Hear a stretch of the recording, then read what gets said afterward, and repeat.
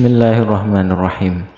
Alhamdulillahirabbil alamin wa afdhalus sholati wa atamut taslim ala sayyidina Muhammadin wa ala alihi wa ashabihi ajmain. Amma ba'du. Hadis 254. Amma ba'du, anapun ing dalam sawise basmalah hamdalah sholawat salam. Fa inna dunya karena sak temene dunya khadiratun iku ijo royo-royo, khulwatun tur manis.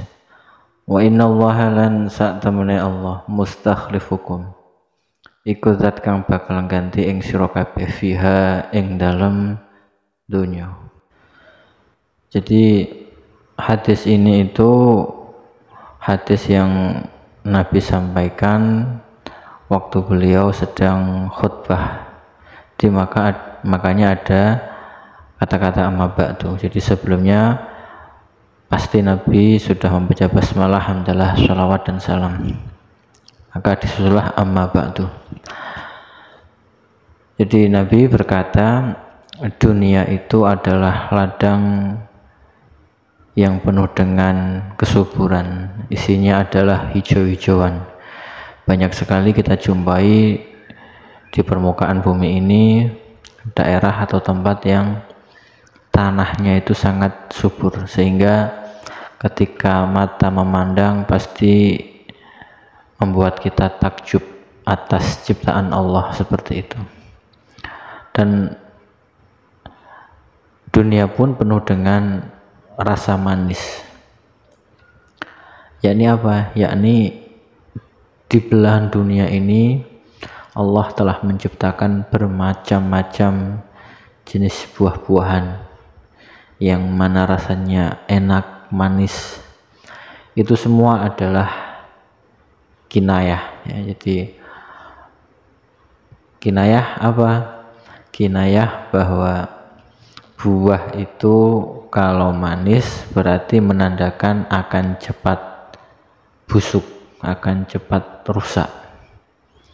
Jadi makanya ketika dunia ini diibaratkan Nabi itu sesuatu hal yang manis, berarti itu adalah kinayah, seakan-akan Nabi ingin menyampaikan bahwa jangan terlena dengan kemanisan yang ada di dunia ini, karena yang manis itu berarti menandakan akan segera rusak, akan segera busuk.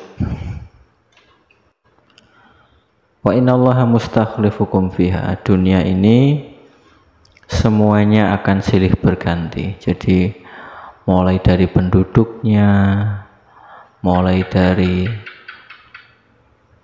zamannya, perkembangannya, itu semua akan silih berganti, akan bergantian. Kita semua yang hidup di sini akan diganti oleh generasi setelah kita. Dan kita yang sekarang ini adalah pengganti dari generasi sebelum kita semua. Jadi silih berganti, akan bergantian. Fanadhirun ay fallahu nadhirun. Jadi ada takdiran lafaz fallah atau lafaz Allah yang dibuang.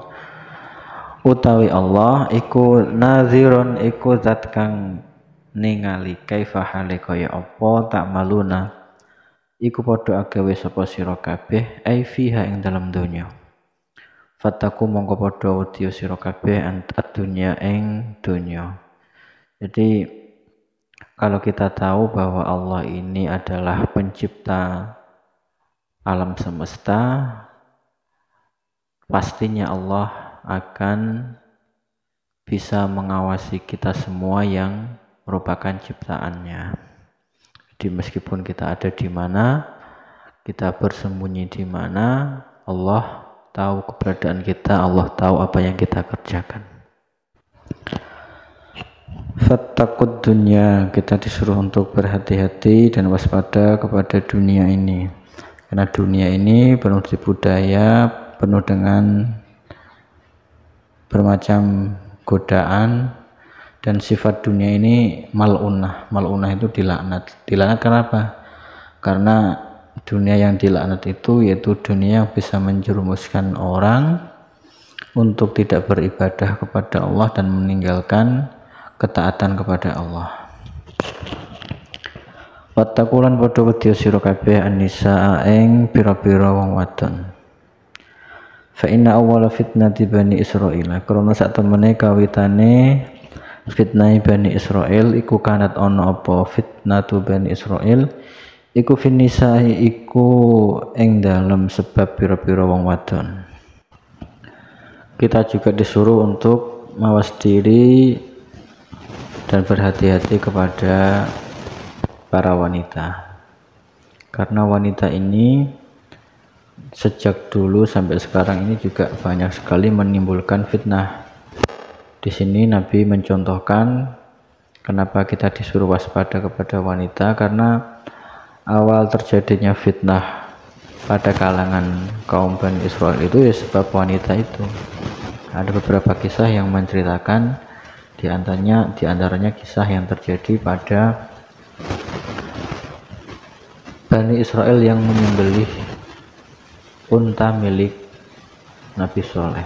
Itu ya sebab adu domba wanita. Jadi bermodalkan iming-iming kepada seseorang agar membunuh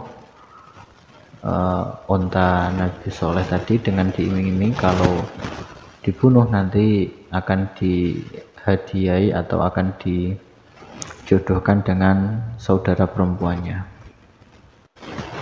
Dan juga ada kisah lagi yang menimpa malaikat Harut Marut, itu juga karena sebab godaan dan rayuan wanita, yaitu begitu malaikat Harut Marut turun ke bumi itu langsung digoda oleh wanita.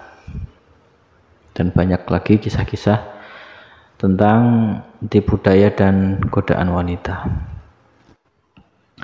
Ala eling-eling, inna bani Adam sak temene anak Adam khuliku iku diciptakake sapa bani Adam ala tabaqatin ing atase pira-pira tingkatan syata kang beda-beda. Faminhum mongko iku setengah saking bani Adam man utawi wong yulatu kang dilairno sapa man mukminan hale iman wa yahyalan urip sapa man mukminan hale mukmin wa yamutulan mati sapa man mukminan hale mukmin.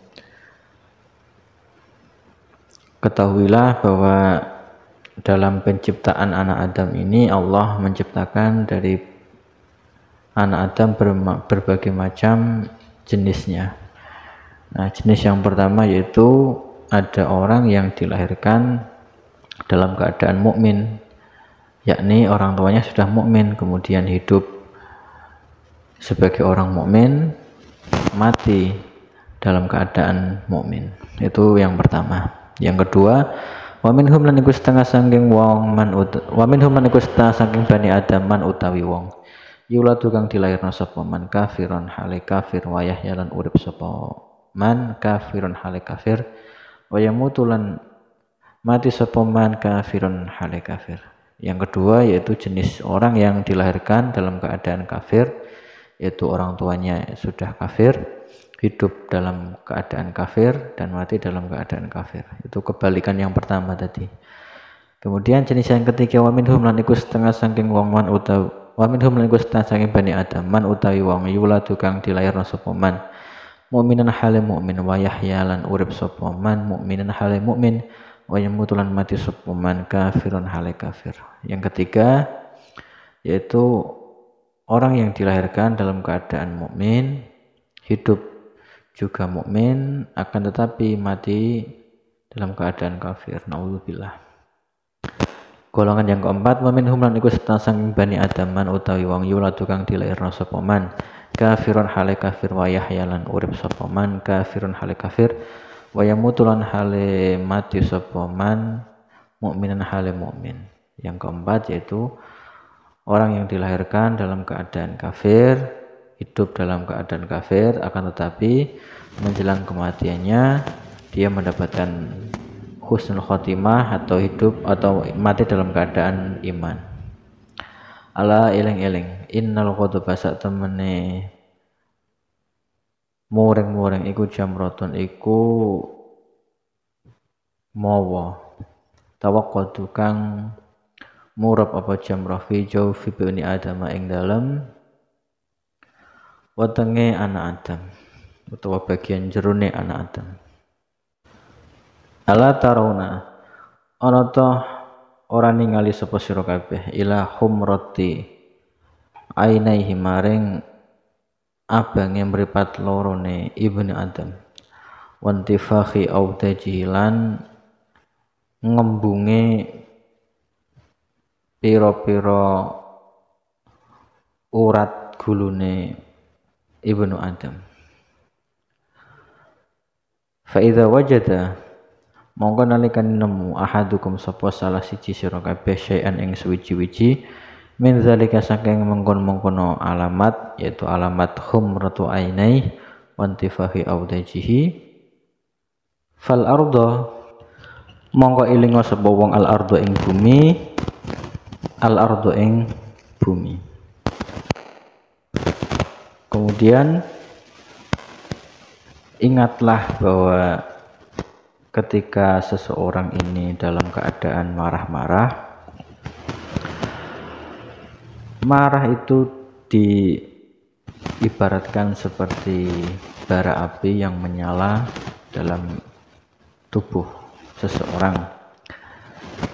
Dan ketahuilah bahwa ketika seseorang ini matanya sudah memerah, kemudian urat-urat yang ada di lehernya ini sudah mengembang, yakni saking marahnya, maka ketika di antara kalian melihat orang dengan tanda-tanda seperti itu, marah yang sangat marah, maka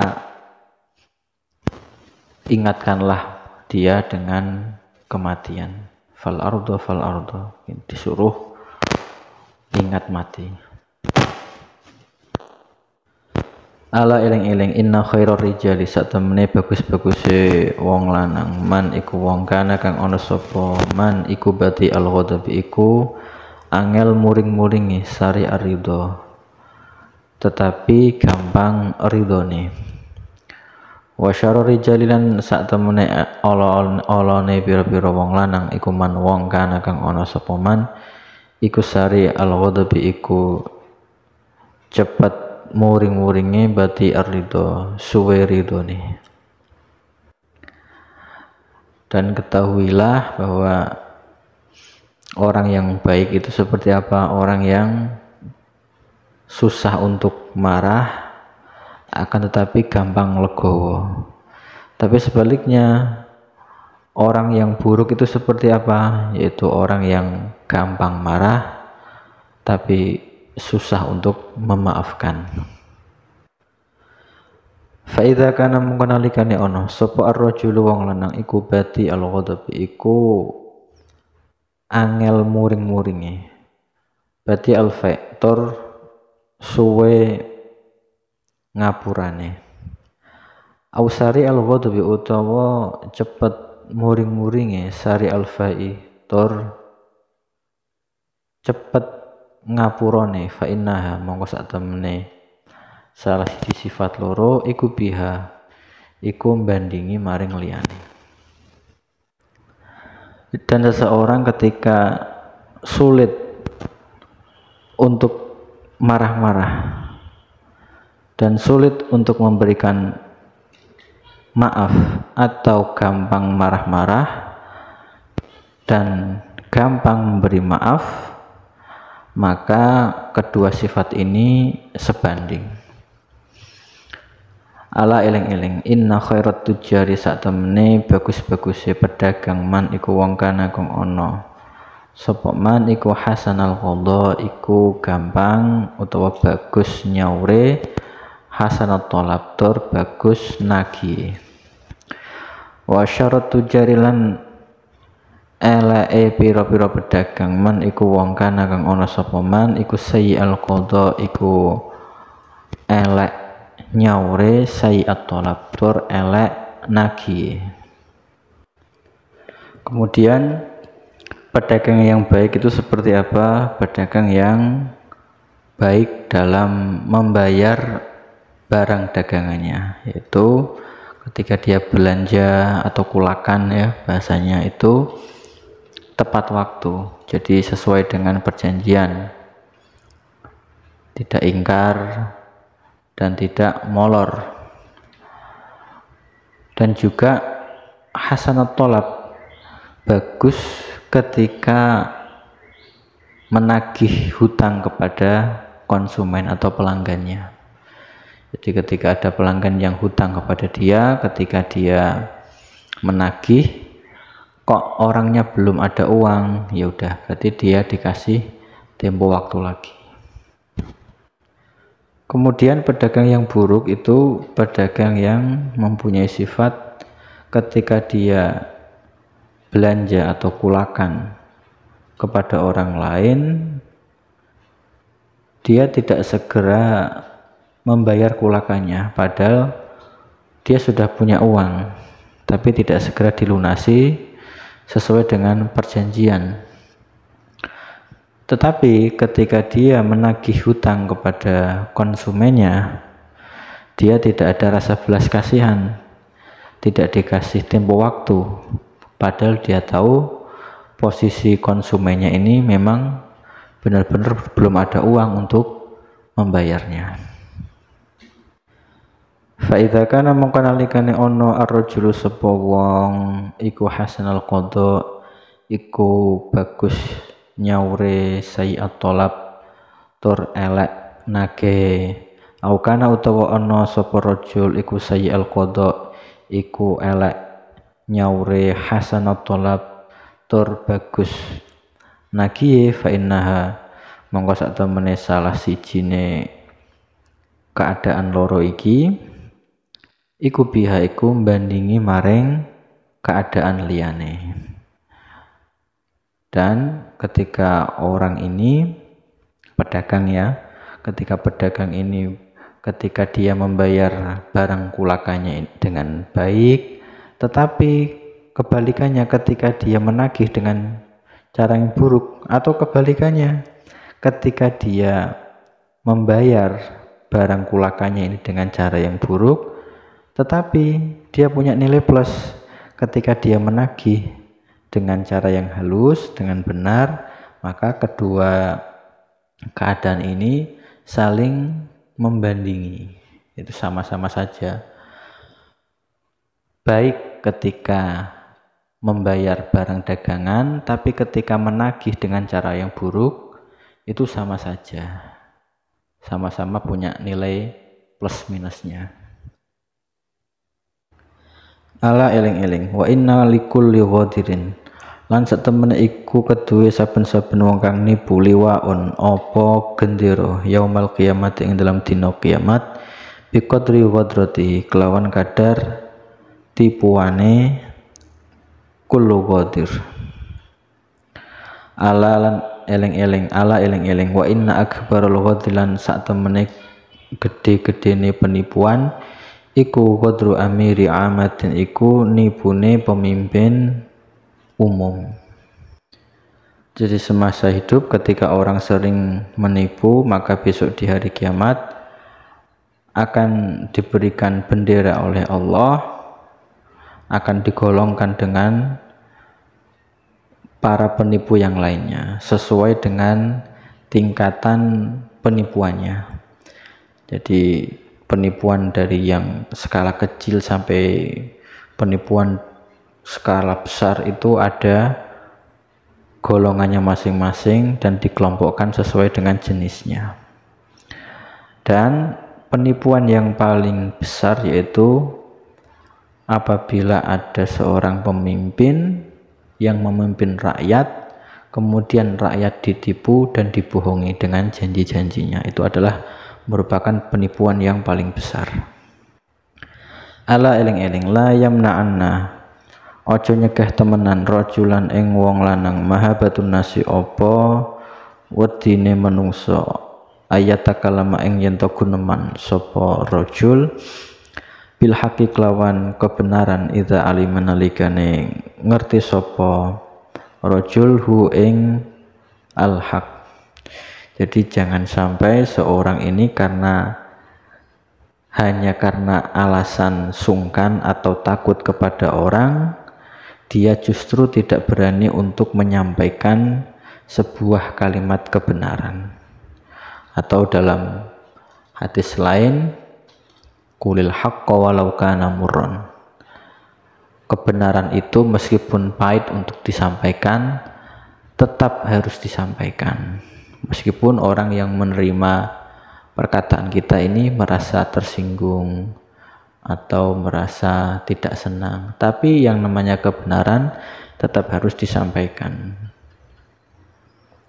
Ala eling-eling, inna afdhalal jihadi, sak temene luweh utamane jihad iku kalimatu haqqin, iku kalimat kang bener, inda sultanin ing dalam sandingi pemimpin atau raja, jairin kang lacut.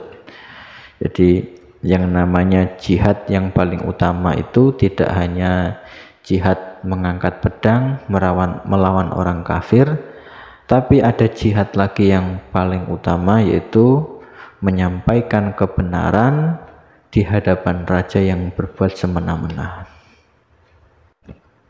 Ala eleng-eleng, innama salama, sak temene perumpamaane perkara, bagi kang isih apa ma minat dunya saking dunya, fima ing dalam zaman maudho kang wis kelewat apa ma minha saking dunya, iku masalu yaumikum, iku koyok perumpamaane dina sira kabeh, hadza ikilah yaumikum, fima ing dalam zaman maudho kang wis kelewat apa ma minhu saking yaumikum.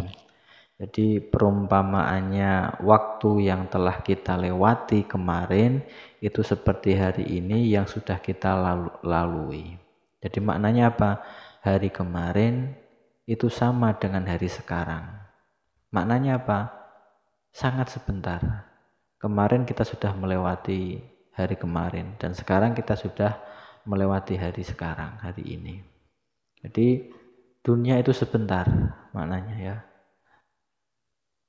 Ujuk-ujuk sudah hari ini, ujuk-ujuk sudah ganti hari, begitu terus.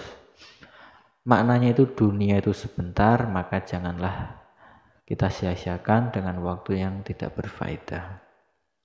Rawahu at-Tirmidzi an Abi Sa'id 255, ummati utawi umat ingsun, hadhihi ya ikilah ummati, iku ummatun, iku umat marhumatun kang diwelasi, laisa iku ora ana alaiha ing atase ummati azabun apa siksa, fil akhirati ing dalam akhirat, inna ma'adzabuha ing besine utawi siksane ummati fid dunya ing dalam dunya, iku alfitanu pira-pira fitnah, wazzalazilun pira-pira gonjang ganjing, wal qatlulan dipateni, wal balaya lan pira-pira cobaan.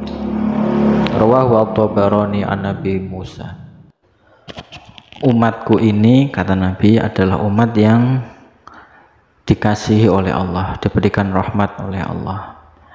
Bagi umatku tidak ada siksa kelak di akhirat, akan tetapi siksaannya hanya di dunia ini. Itu pun hanya beberapa macam fitnah atau terjadinya gempa, dibunuh, dan beberapa cobaan yang lainnya. Jadi hadis ini itu masih banyak sekali ada perkhilafan di kalangan ulama ahli hadis. Ada yang mengatakan hadis ini itu hanya berlaku untuk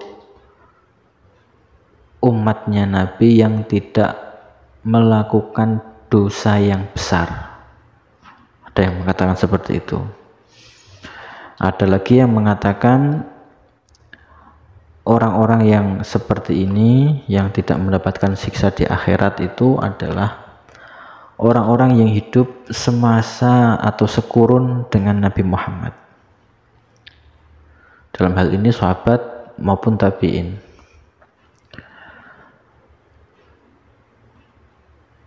Sedangkan umat selain generasi sahabat atau tabi'in, ketika berbuat dosa maka di akhirat itu akan mendapatkan siksaan juga, kecuali ketika semasa di dunia sudah tobat terlebih dahulu, atau memang Allah menghendaki untuk memberikan ampunan. Walhasil dari kesimpulan beberapa khilaf ini bisa kita ambil jalan tengahnya, yaitu bahwa masalah siksaan itu, siksaan bagi umat Nabi Muhammad, entah itu di dunia atau kelak di akhirat, itu yang pertama yaitu haknya Allah. Kemudian kesimpulan yang kedua, hadis seperti ini atau mungkin hadis-hadis yang sejenisnya yang menerangkan tentang bahwa umat Nabi Muhammad itu tidak mendapatkan siksaan di akhirat dan hanya mendapatkan di dunia ini, itu termasuk keutamaan atau hal spesial yang memang diberikan Allah untuk umat ini. Akan tetapi tidak menafikan ada salah satu orang atau kelompok dari umat ini yang akan tetap disiksa ketika di akhirat ini. Jadi hanya hadis ini berlaku untuk umum. Kalau umum itu berarti masih ada kemungkinan beberapa orang yang keluar dari pengecualian. 256. Imsah ngusapo sira sal yatimi ing sirai anak yatim.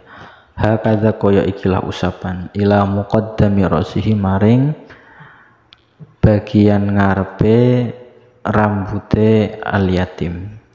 Waman utawi sapane wong lahu iku keduwe man abun utawi bapak, hakadha kaya ikilah usapan ila muakhkhari rasihi maring panggonan akhire sirai man. Rawahu al-Khatib an Ibnu Abbas. Nabi Muhammad mempraktekkan bagaimana cara untuk mengusap kepala anak yatim dengan benar, yaitu dengan cara dimulai dari rambut bagian bawah, yaitu dekat leher ini, kemudian maju sampai rambut paling ujung, yaitu bagian jidat. Nah, jadi dari bawah ke atas itu untuk anak yatim. Tetapi untuk selain anak yatim atau bagi orang atau bagi anak yang masih mempunyai bapak, kebalikannya, yaitu dari depan ke belakang sampai leher gitu, leher belakang. 257. Innallaha ta'ala, satemene Allah ta'ala iku idza anzala nalikane nurunake sinten Allah ahadan ing balak utawa bencana minas sama'i saking langit ala ahlil ardi ing atase penduduk bumi, surifat mongko dienggokno apa aha an umaril masajid saking pira-pira wong kang ngramekake masjid. Rawahu Ibnu Asakir an Anasin. Nabi Muhammad bersabda, ketika Allah menurunkan balak yang didatangkan dari langit, maka balak tersebut tidak akan menimpa bagi orang-orang yang selalu meramaikan masjid dengan cara orang yang selalu sholat di masjid. Insya Allah orang-orang yang sholatnya di masjid tidak akan terkena atau terhindar dari balak yang akan menimpa penduduk sekitar.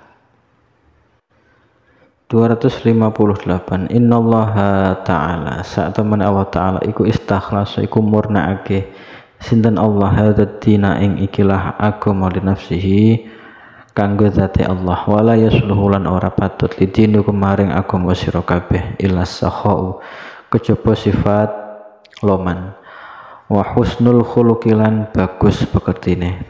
Ala eling-eling fazayyinu mongko padha gawe pepaes sira kabeh dinakum ing agama sira kabeh bihima kelawan as-sakha wa husnul khuluq. Rawahu at-Tabarani an Imran ibnu Hasin.